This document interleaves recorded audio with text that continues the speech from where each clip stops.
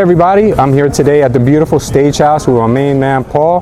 Paul's a new agent, and I want to showcase our newer people so everyone can see a little bit about them and who they are. So without any further ado, I want to introduce you to Paul Testa, a good friend of mine. Tell us a little bit about yourself, buddy. Thanks, Lou. I'm actually born and raised in New Jersey. I have a 5-year-old son named Alexander who is everything to me. I worked in the environmental consulting industry for 10 years as a manager, and I also have my own eyewear business on the side. I design and manufacture sunglasses in Italy, and I saw what Lou was doing, and I always wanted to get into real estate, and I was really inspired. So now I'm here at Culture Estate and starting a new career, and I'm really excited about it. Yeah. Well, what attracted me about Paul is that he's very entrepreneurial. You know, he took a big risk in business and started an eyewear line when that's a kind of that's the business where it's dominated by one global brand, and not a lot of people know this, but you went out on a limb and went after something you were very passionate about, and you see that there's also the same potential in real estate. So when you told me your story, I felt that if you ever made that transition, that you would be very successful, because it's been proven that you can make money in real estate if you're an individual, if you're a team, if you open a brokerage. That in the eyeglass space, it's almost impossible for a new person or a new company to emerge. Can you tell me a little bit about that? Yeah, I mean, and one of the things that I specialize in is marketing. So, you know, I have a knack for trying to find different ways to find clients and, you know, find different types of people that are unreachable, you know, and when I started the eyewear line, you know, I had nothing. I started it from, you know, with no knowledge of the business. I kind of just started drawing out sunglasses and you know, doing different types of things that you know, could get me some information about how to manufacture, how to get the styles made.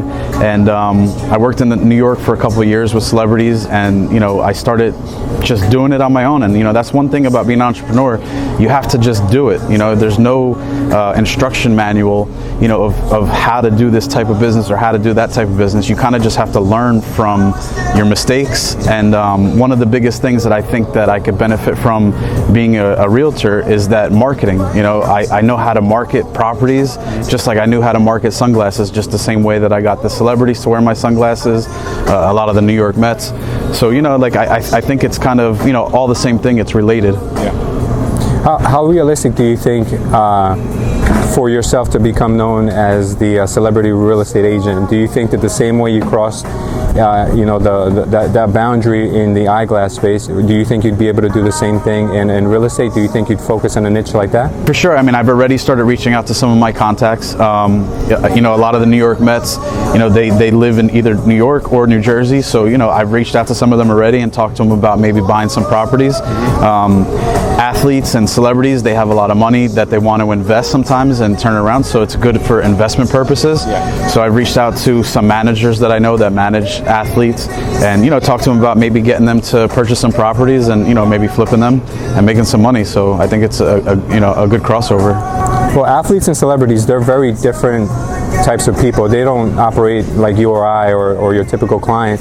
You have to show them special treatment, and I'm sure you have to bend over backwards, do things very incognito. Is there a certain way that you need to treat these types of clients in order to gain their business or gain their trust? No, I mean, I think the biggest thing is just treating them like a normal person. You know, like if you start acting like that they're, you know, somebody, you know, bigger than the normal person, then they kind of can sense that. Yeah. So you just talk to them and, you know, try to, you know, find something about them that you kind of relate to. Sure. And you know, like some of the people that I've worked with in the past, we've just built good relationships, and you know, just talk and some, you know, just say, hey, how you doing? You know, if they had a good game, I'll send them a message and, you know, say, hey, good game or something like that. And then it kind of just builds up that relationship together. So they kind of, you know, start building up a trust with you. Yeah. Recently, Noah Syndergaard is the ace pitcher of the New York Mets, and I'm a big fan of the Mets. And when I spoke to him recently, you know, I was telling him about my father's girlfriend's son who was recently diagnosed with cancer, and you know, I was just reaching out to him to kind of say, hey, you know, this kid is a huge fan of the Mets. He's 22 years old. He's going through a really hard time.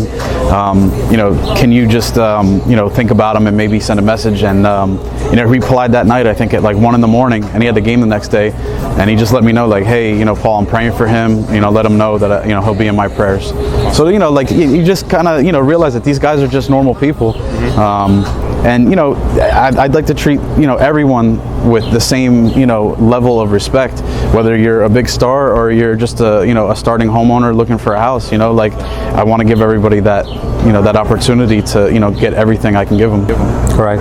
Now, you being in this business as a new agent, now you're starting to see like what it's really about. You don't learn this stuff in school, like things that happen on a daily basis.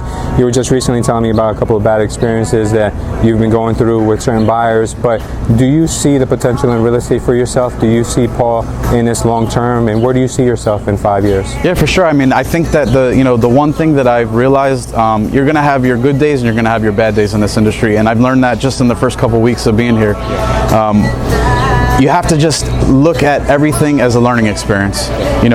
When you find somebody that's really interested in buying a house, you have to realize that, listen, this is going to be somewhere they're going to be living the rest of their lives maybe, and it's got to be perfect for them.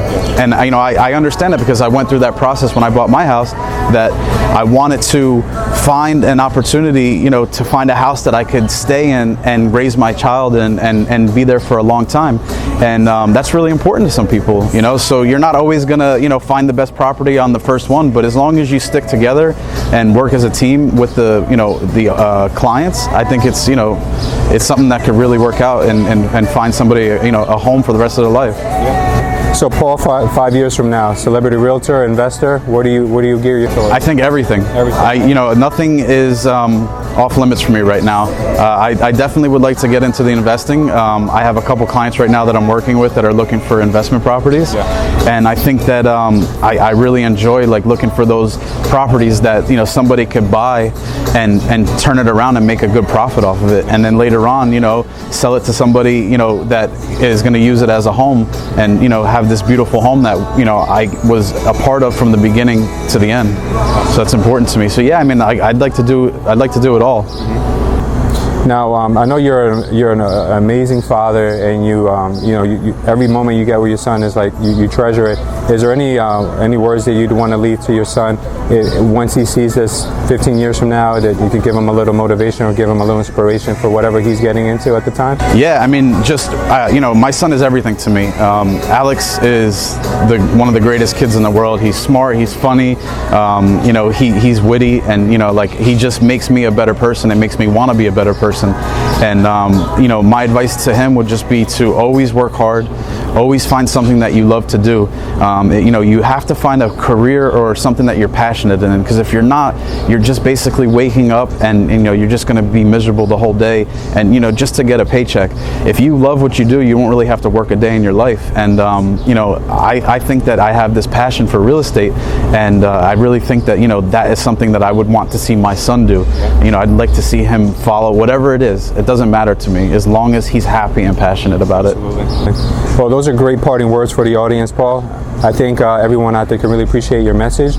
If anyone needs to get in touch with Paul, you can reach him at www.culture.estate, or do you have a phone number they can get in touch with you? Yeah, 908-358-6021. Awesome. Thanks, guys, and we'll catch you on the next interview. Have a great day. All right.